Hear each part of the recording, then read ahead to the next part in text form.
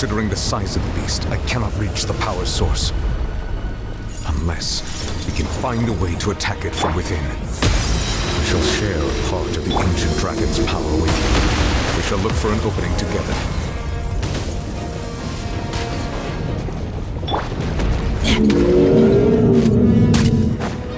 My guiding star! I can feel its sorrow turning into hostility.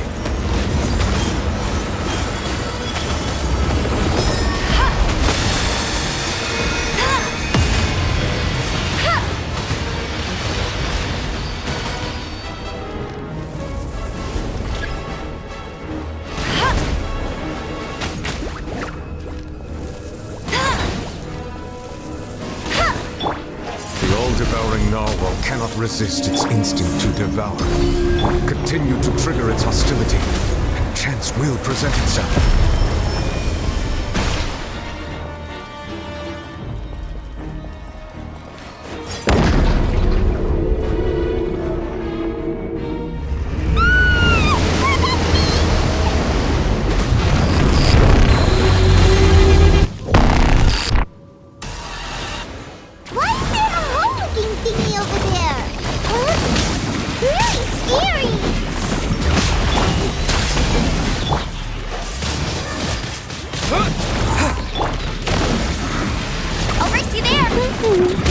Manifest the authority of the ancient dragons. I have granted you my protection. Do not fear. Seize the moment and use my power to suppress its root from within.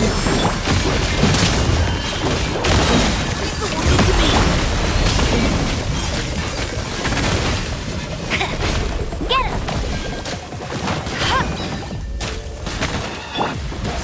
Windblade! My guiding stars! You had your chance! Yeah!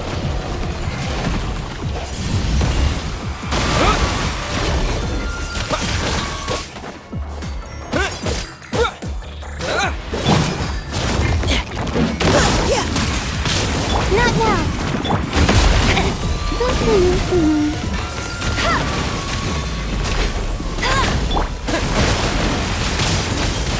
Windblade!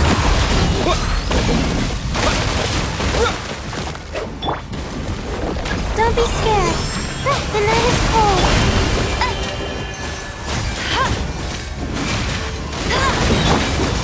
Neutralizing! No one escapes my sight. Get it!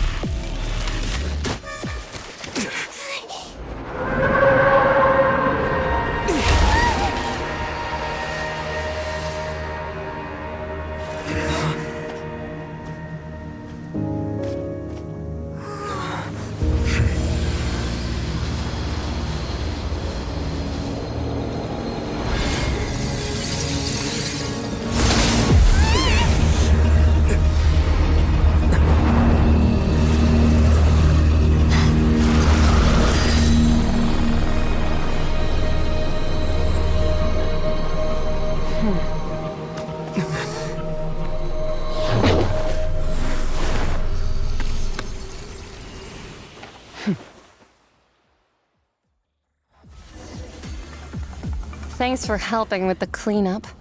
It should have been my job, but... oh well. It was just supposed to be a short private training session for me. I didn't think that my disciple and my master's pet would start brawling in the meantime. Well, actually, I had a feeling that it would happen at some point, but they bumped into one another earlier than I thought. What a blunder. I suppose I'll have to swing my sword 3 million times as penance. That power. Who are you exactly? Paimon has an idea. From what she said earlier, she must be Child's master. Skirk, right? It's just that he gave us the impression that she was the less talkative person. I simply did not have anything to say to the weak. But you, on the other hand, Managed to defeat the all-devouring Narwhal without using power from beyond this world. So you may speak to me as equals. I have to agree. It's a strange use of a planet's primordial waters just to raise an all-devouring Narwhal. That kind of power is wasted on it. It's not cooperative, it eats too much, and I have more important things to do with my time than pet sitting. The only thing that creature has going for it is its looks. All in all, it fails as a pet. Miss Skirk? I think you might have missed the point. The point being? Well, being that this pet almost destroyed an entire nation.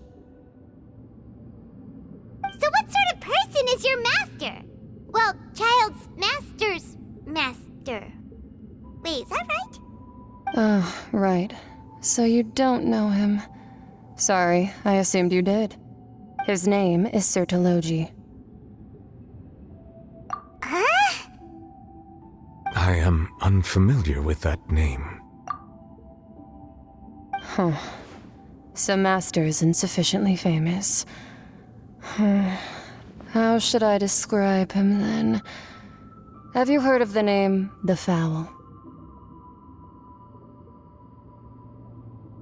The Fowl? Still nothing? Well, how about the Visionary? Vetterfalnir then? Or Gold Rhine-daughter? Ooh, that one we've heard! Rhine-daughter's part of the Hexen Circle. She's Albedo's mom, right? Oh, so you do know that name. To be honest, I also heard all of those names and titles from my master. I don't actually know them either. But I suppose you understand now, yes? My master is likely a similar sort to Rhine-daughter. They are both pursuing some form of perfection. Wait, didn't you also mention a visionary person? Hyman didn't quite catch their name.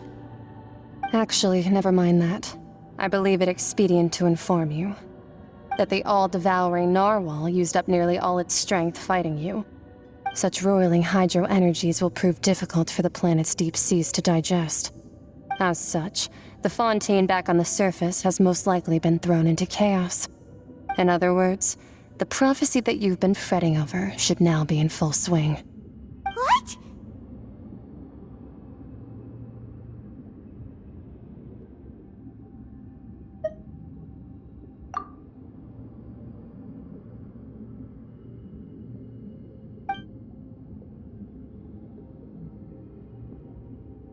Not to worry. Focalor has already managed to deceive the heavenly principles. In the end, the people will all be dissolved into the waters, and only Farina will remain, weeping on her throne.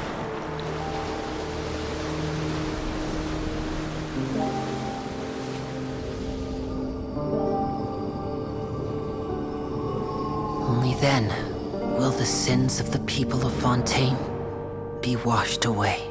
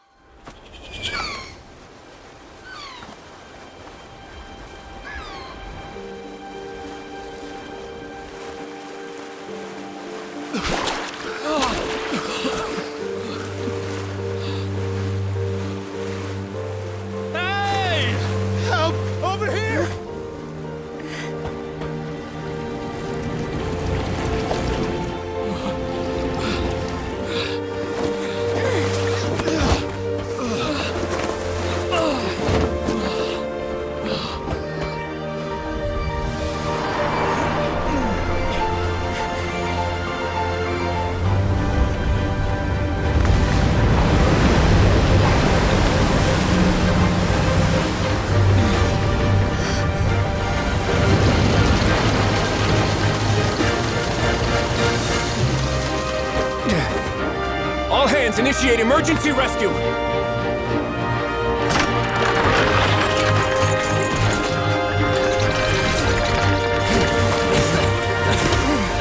Hurry!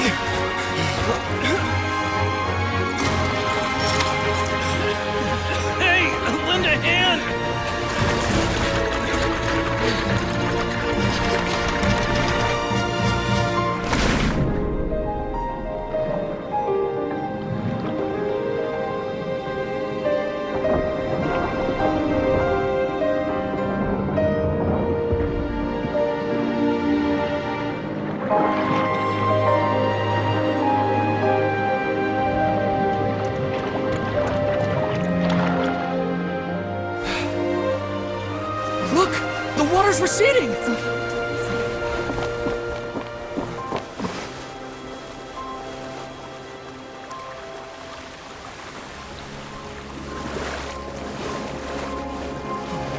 It's a miracle! Water's receding.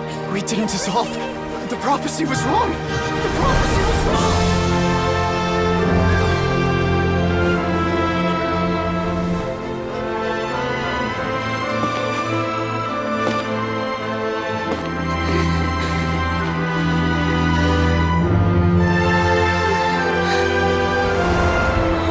Are you alright? Yeah. We're saved. The prophecy was wrong.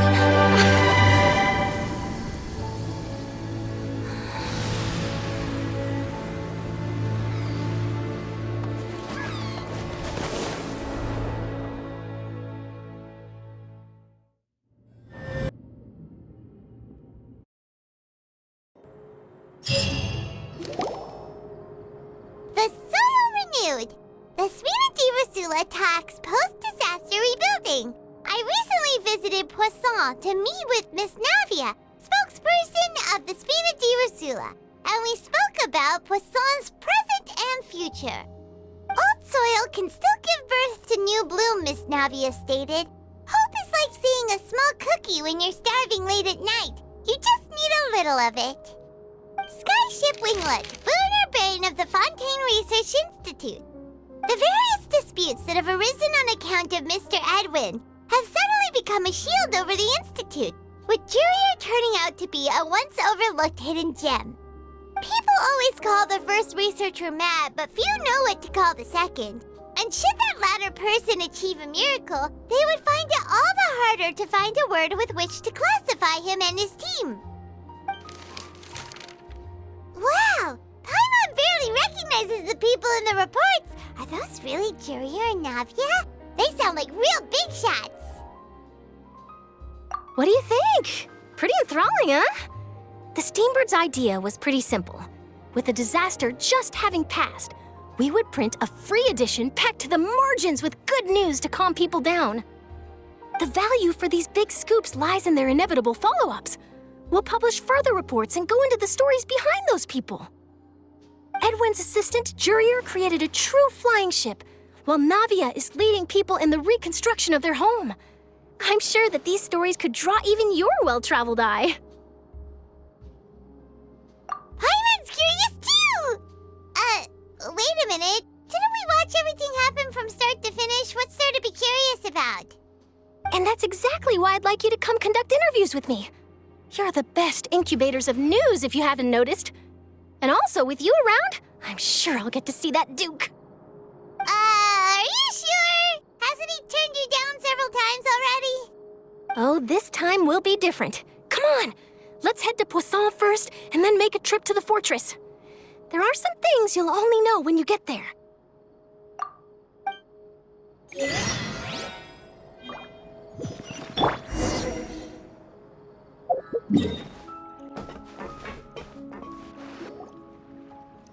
Navia! Oh, it's you.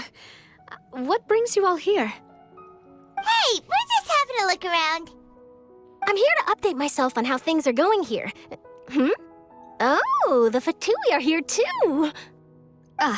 Let me introduce you. This is Mr. Garunt Snezhevich. He represented the Knave in sending us a large amount of supplies, and is helping with our work. Our residents are hard at work as well. Thanks to everyone, work is progressing nicely. We've lost a lot of people, but we're moving forward. That will have to be enough. Hello, Miss Charlotte. I'm a big fan of yours. I especially like that article you wrote last year about Fontaine's stray cats. But if you don't mind, could you not emphasize our role too much in your report? It's not charity we're doing here. We just happen to share the same interests as the Spina. I get where you're coming from. I'll keep it as simple as possible. Or would you be willing to feature as friendly neighbors? That would be fine. Thanks. Oh, you're back too. How are things? We finished laying down the construction materials. It'll be another hour before the workers are able to go over there. Huh? You're here too, Clorinde? Well, her reputation's greatly risen after that whole duel business with Miss Farina, so she's here in Poisson to wait out the heat. All right. She really came here to help me out. There's too much to consider in the reconstruction of Poisson. The Spina has need of more decision-makers. And, well, I do already happen to be connected to Mr. Callis.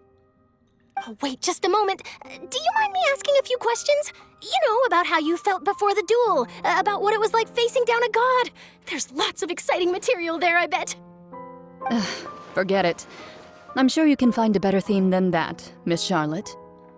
I see you're the same as always. Couldn't you do me a favor, for Navia's sake? Well, if we're talking about doing things for my sake, you might as well just take a few more photos of me. Or of the Traveler. It's better than wasting time persuading Clorinde, at any rate. Of course I will. I'm not gonna let him off that easy. All right, then everyone who wants to be in the photo, gather up. And smile.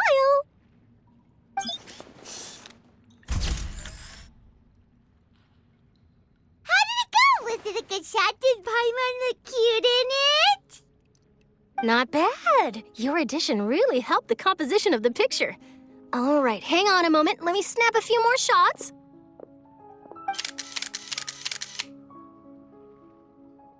All right, that should do it. I'll be back here later anyway, so let's call it a day.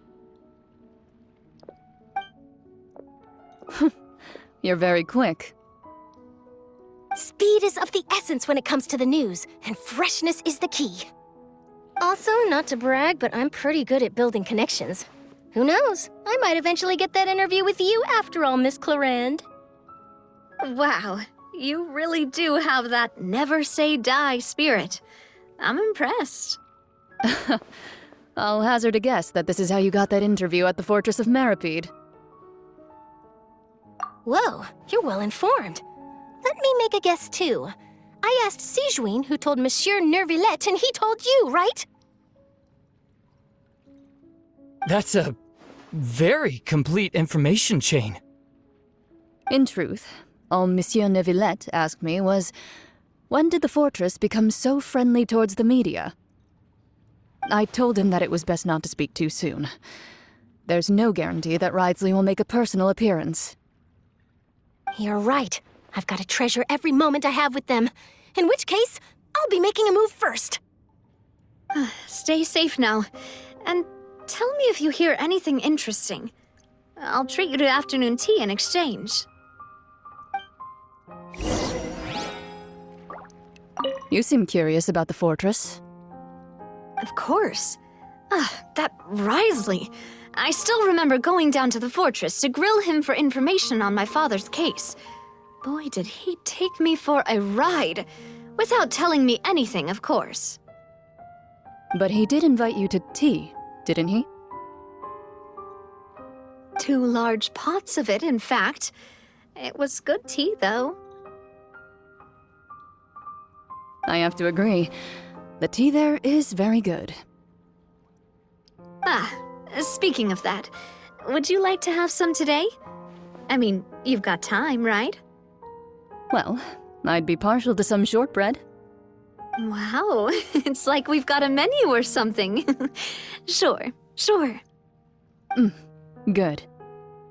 What flavor of biscuits would you like, Mr. Snezhovich? Me? I'm fine with anything.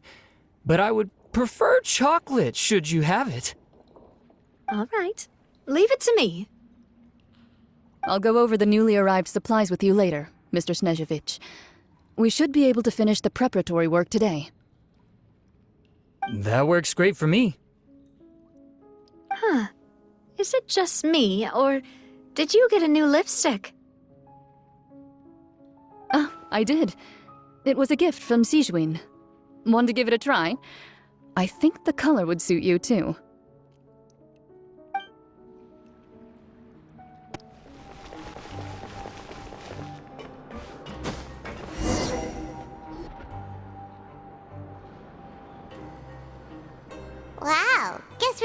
fun, huh? There's a real nostalgic feeling to this place. Looks like you've been missing us. Duke! Did you come all the way to the entrance to greet us? Of course. I'm here to welcome you and our dear Miss Charlotte, whom our good head nurse recommended to me. It's an honor to finally meet the much-rumored Duke. Thank you for consenting to my visit to the fortress, sir. No need to thank me. But that said, I shouldn't be the focus of your interview. I trust you recall our agreement? Of course, of course. All right then, this way.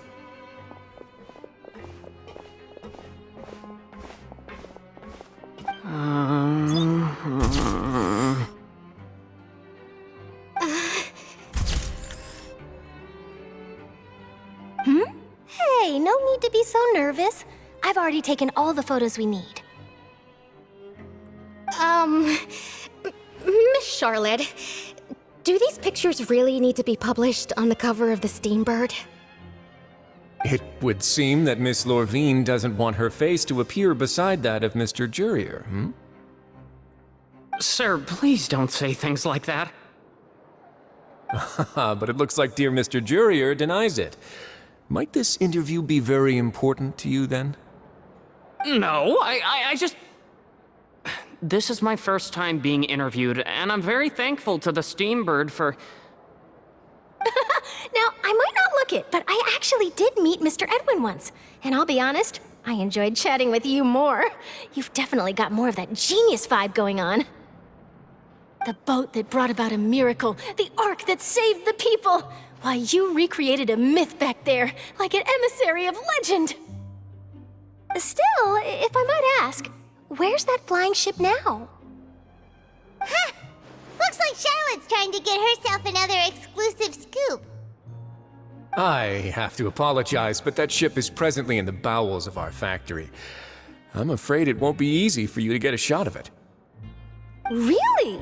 Well, then in that case, could I have an interview with you to make up for that loss?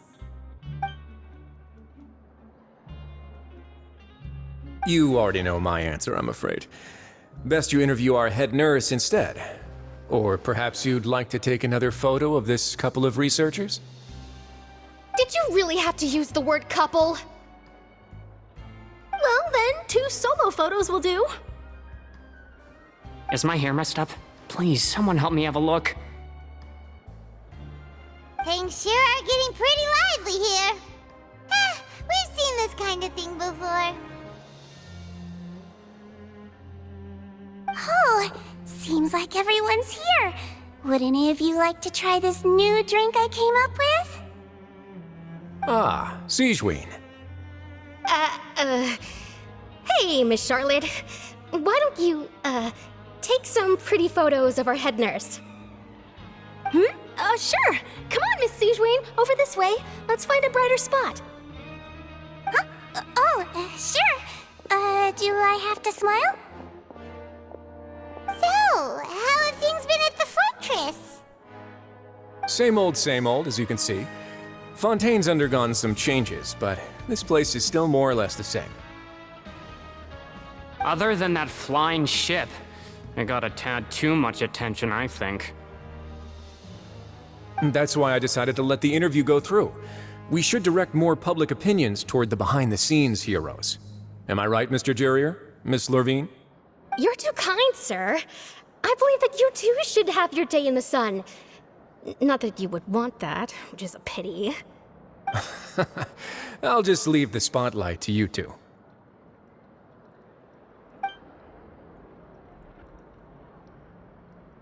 I see. Lots of things happened that day, huh?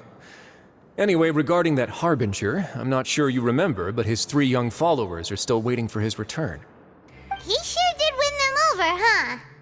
I'll tell them that there's good news and bad news. The good being that their boss seems fine, and the bad being that they must face extended sentences for abetting his escape. Oh, actually, what about you? Are things gonna change for you too? What change can there be? The fortress will keep chugging along, and so will my duties. As to what Miss Farina's departure will mean for the nation, and if our laws and governance will be transformed, we'll leave those to the folks in the overworld. Hey everyone, the photo shoot's done. Good. In that case, let's call it a day here. Thanks for your cooperation. Come on, Traveler, let's go. Till next time, everyone. There'll be a next time? Maybe. Who knows? I might write a story about the underwater factory next time. Until then. All right, last stop, the docks. Oh, you know, I'd love to see you in one of Charlotte's photo shoots one day. Is that really necessary? Our line of work doesn't really require much photographing. It's precisely because we don't need the picture that they'll have value as keepsakes.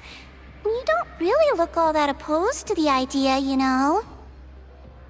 Maybe I'm just happy that I managed to once again avoid the spotlight. I think this interview went well either way. Yes, you successfully kept prying eyes away by using Mr. Jurier and Miss Lorvine as shields. Very good. You should be happy for them. They have a bright future ahead of them.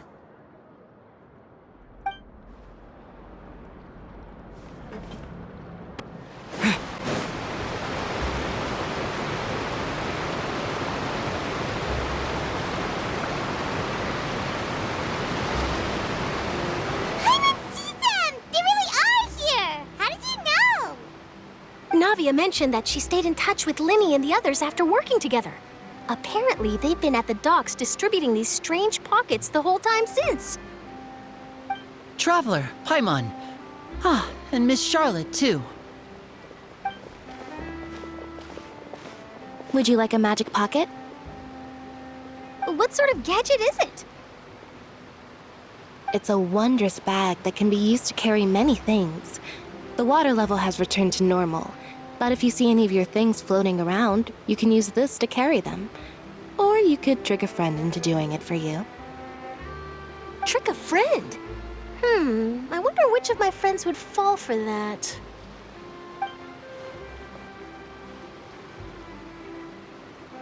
You could just make a friend like Fremine here. Isn't that right, Fremine? Is this what you meant by, I'll help you make some more friends? To be honest, that sounds pretty sweet. Could I have your contact, please? Sure. Please, write down my address. You sure are working hard to help Fremine socialize. He was the one who proposed doing this. He even wants to assist in our magic shows. Yes, I was planning to first introduce Pear as an assistant, and later Fremine himself. In the future, I think we can leave underwater escape magic to him too. That said, would anyone want to see a diver escape underwater? Oh, it'll work out. Every journey begins with the first step. He'll become a part of our show eventually. Lynette, could you come over? Miss Charlotte says she wants to take a picture of us. Got it. My, that Charlotte is rather perceptive. She got rid of everyone the moment she realized I had something to say to you. So, how have things been, Traveler? Father says that you did a great deal during the latest events. She's very grateful for your contributions to Fontaine. That's all right. We were more than happy to help. So, what's she doing now? Oh, I guess you haven't heard. Well, after Lady Farina left, Father and Monsieur Neuvillette opened negotiations, during which he gave Fontaine's gnosis to her as a diplomatic gift. A diplomatic gift? A gnosis? Yes, I was quite surprised at first myself. But when I thought it over, there were actually a number of things going for it. It could have been done as an apology for the incident with Lord Child, or as thanks for his help in tying the all-devouring Narwhal down. Furthermore, Father did also lend significant aid to Fontaine and Poisson. Well, that's true, but this is a gnosis we're talking about. Doesn't this seem a bit irresponsible? I would agree, but I've also heard that it seems that Monsieur Neuvillette has had a significant change of heart regarding the matter. So there's some reason for this that only Neuvillette knows about? I suspect you'll have to ask him about that yourself. Ah, yes, speaking of which, I did see him strolling around the entrance to the Fortress of Masquerade a while back. Isn't he real busy and stuff? Paimon didn't think he'd have the time for that. But back to the topic. The Gnosis was given to the knave, right? What about Child? They say that he's returned to Snezhnaya to recover from his wounds. I hear that the recent disaster really did a number on his health.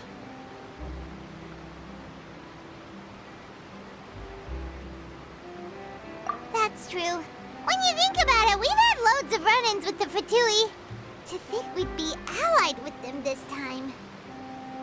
So shocked by such a simple switching of sides?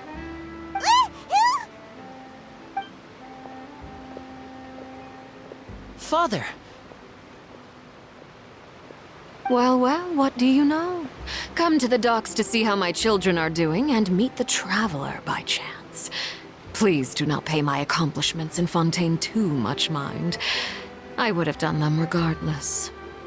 Are you going to take the Gnosis back to Snezhnaya?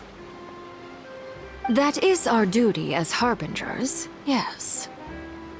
Don't be too preoccupied with sides. The goal of the Fatui concerns not a single place or person, but the entire world. With such a grand goal in mind, it is inevitable that we must wear many masks. Switching my masks is something I've always done. Well, that depends on many things. No one truly knows what the future holds. What good is honesty if you can't rely on it forever? As for you, I very much look forward to our next collaboration. Good things cannot be achieved alone, and you've proved yourselves to be great partners. A vision? All right. I'll remember to return it. Thank you for keeping it safe for him this entire time.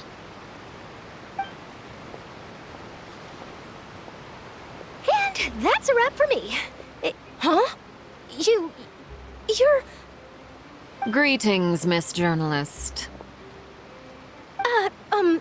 Hello. If I'm not mistaken, there are diplomatic channels I'll need to report to take a photo of you. That is correct. So forgive me, but I will not be able to serve as a subject in your article. However, feel free to write as much as you'd like about our dear magicians and our upcoming rookie talent. I will. The sea breeze is quite pleasant. I shall continue my walk while the weather remains so agreeable. Farewell. Farewell, Father.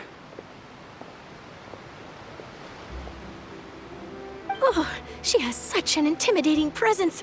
I didn't even dare to take a picture. Thankfully, I've already wrapped up all my pre-scheduled interviews. Thank you all. This'll be more than enough for me to write about, I'm sure. Don't be too nervous.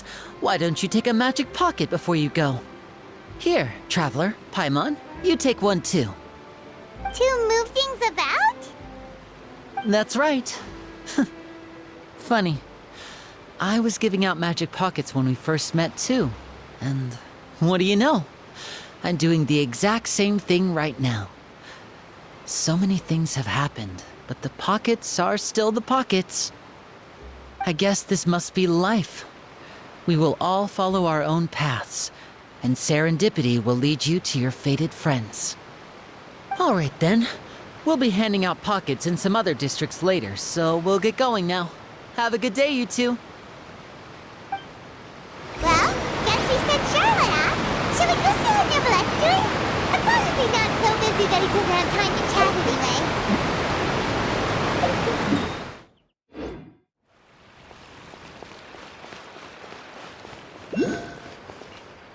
The entrance to the fortress! Ooh, he really is there!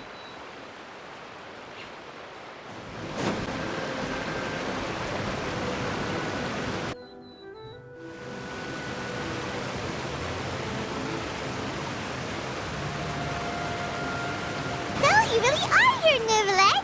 Paimon didn't think you were going to have free time this hour of the day. Really? Oh, I suppose you must have met Mr. Linney. He took the time to greet me earlier when he passed this way. In any case, you came at a good time. I was just considering reaching out to you to set up a meeting, so I may explain some things that I haven't had the time to before. Aw, Paimon's glad that you remembered. Thank you for keeping us on your mind, what with you being busy and all. Alright, let's have it then. How was Fontaine actually saved? The whole business is still quite the mystery to us. It is strange how words can often leave a bitter taste in the mouth when it finally comes time to say them out loud.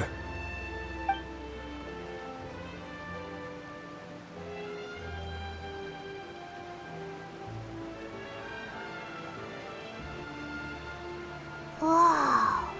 So that's what happened? Focalor destroyed the divine throne of the Hydro Archon and restored your power to you, transforming you into a fully fledged elemental dragon sovereign! But Paimon still doesn't quite get what you did to save the Fontanians from dissolving. For me, the authority of the ancient dragons refers to absolute control over the hydro element. Fontanians were incomplete humans born of Egeria's use of the power of the primordial sea, with constitutions similar to that of mimics.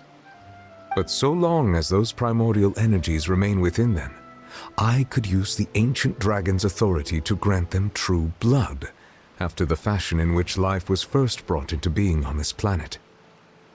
In other words, when I gave my verdict, Fontanians became true humans, and thus would naturally no longer be dissolved by water from the primordial sea. Focalor must have counted on you to make that decision as well. Your verdict was the key to making the prophecy appear to have come true while saving everyone. Yeah, and in a manner of speaking, Focalor finally managed to fulfill the original Hydro Archon's wish to turn Oceanids into real people too! It seems from your expressions that you still have more things you wish to ask. Ask away. I will tell you the truth as I know it.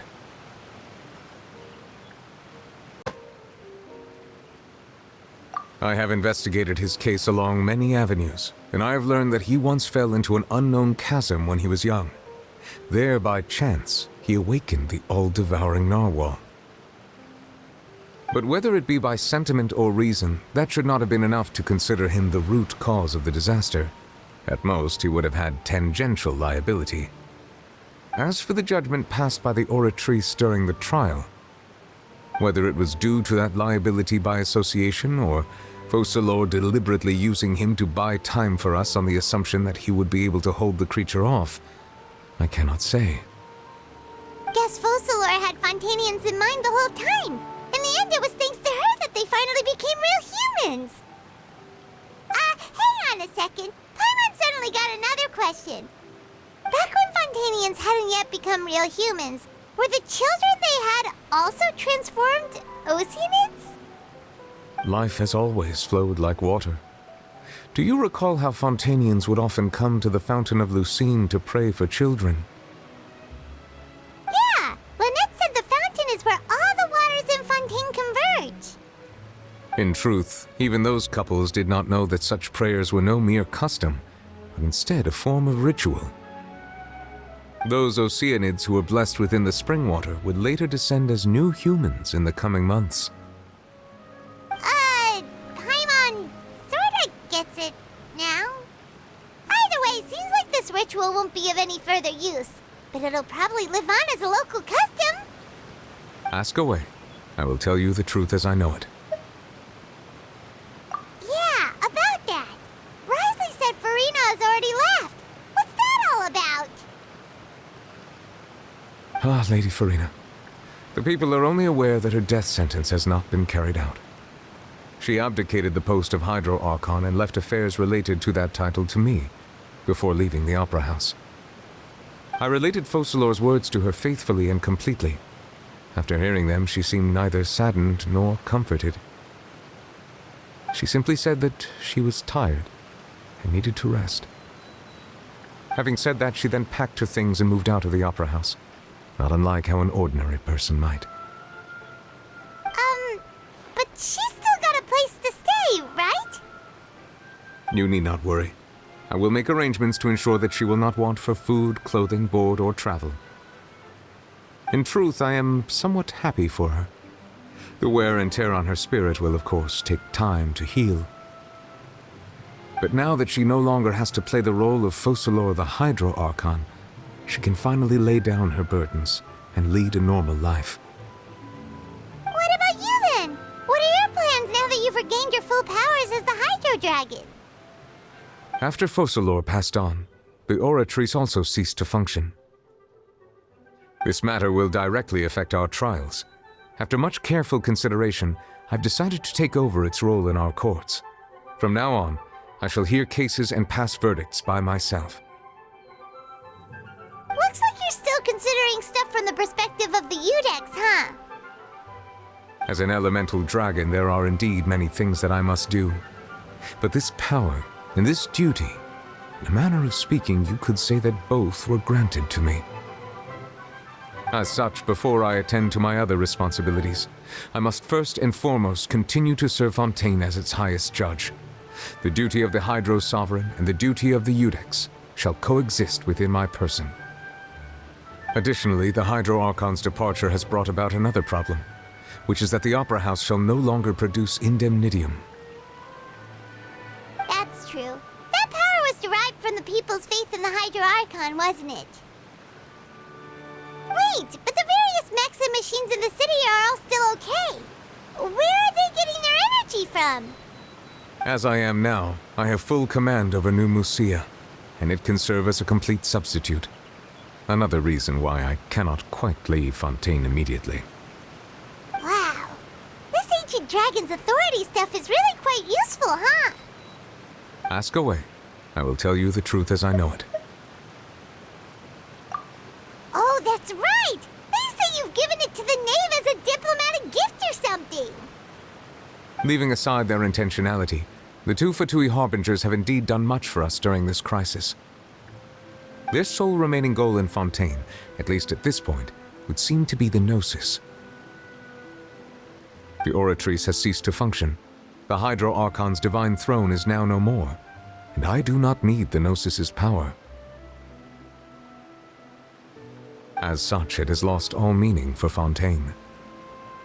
If the Fatui have impure designs, then we might as well accede to their request now, and avoid unnecessary conflict.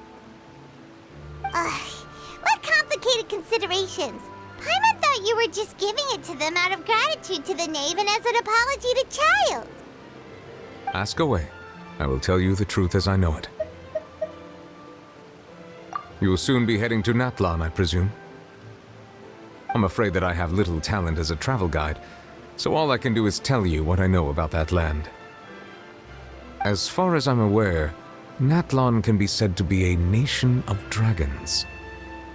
A nation of dragons? You mean like you? No, I suspect that I would not find myself welcome there. Unlike ancient dragons such as myself, the dragons of Natlan have undergone long years of development and evolution. Large numbers of them have entered a form of coexistence with humanity. Natlan is also the nation of war. War ravages those lands like an undying flame. There is one other piece of information I got incidentally from my negotiations with the Knave that I believe may be useful to you. The Harbinger known as the Captain has thrown his hat into the endless ring of war. The Captain. Sounds like a real tough customer. Seriously, everywhere you look, there's a Fatui Harbinger doing their thing. I suggest that you fully prepare yourself before going to Natlan. In the meantime, Fontaine's doors will always be open to you. Ask away. I will tell you the truth as I know it. Hang on a sec. Paimon's still got a question about the Gnosis. When we spoke to Linny earlier, he mentioned that your attitude towards giving away the Gnosis had clearly changed. We guessed that there might be some reason for it that only you were aware of. No wonder the House of the Hearth is the Fatui's intelligence division. They are certainly sharp. So regarding this specific issue, I was just getting ready to share something with you. What is it? In truth, I exchanged some further words with that lady named Skirk after sending you two back to the surface. It went something like this.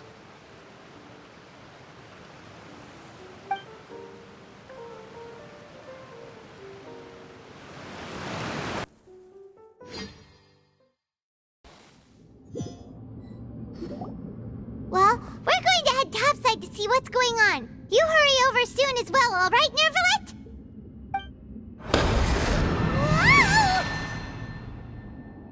What next?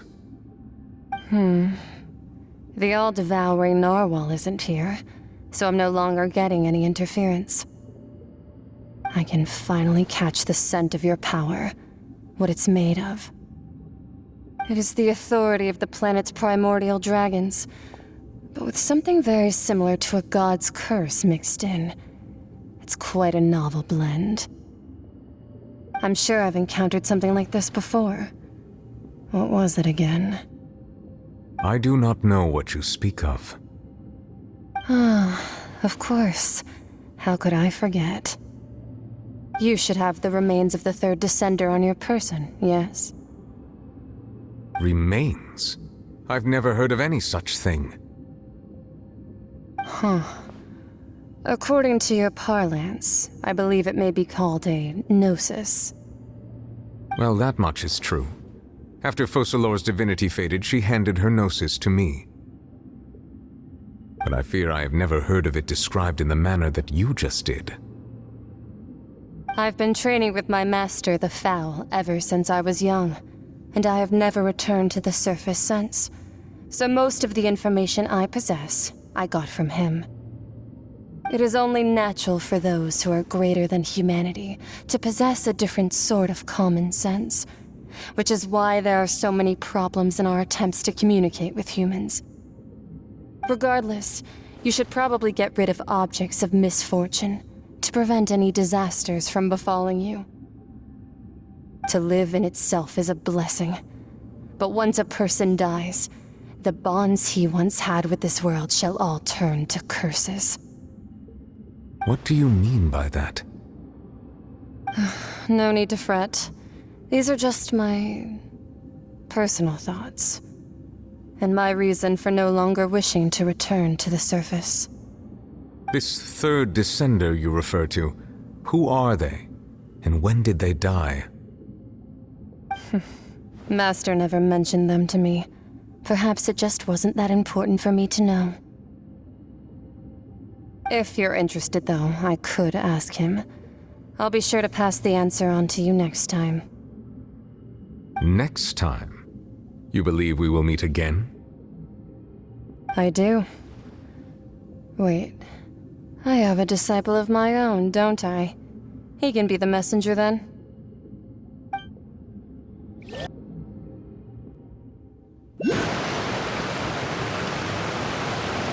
That's what she told me.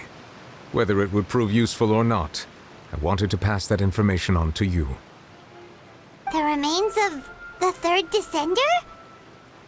So that's what the Gnosis actually are. Paimon just thought they looked like chess pieces. How could they be a person's remains? All the same, assuming that there was no misunderstanding or special metaphor at play, that is what she meant to say. And she said that it would bring misfortune and that you should check it, which is why you gave it to the Fatui. If she speaks the truth, then I would simply be putting Fontaine at unnecessary risk by keeping it here.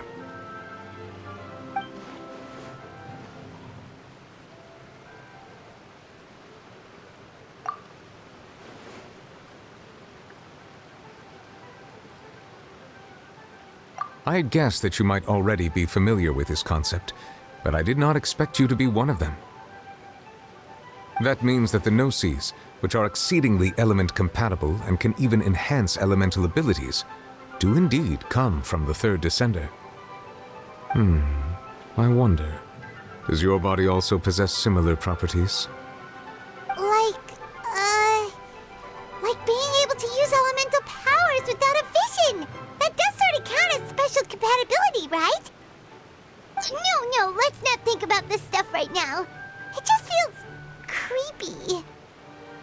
Comparing the Traveler to the dead third Descender and all. That's what you say, but this topic still feels like bad luck.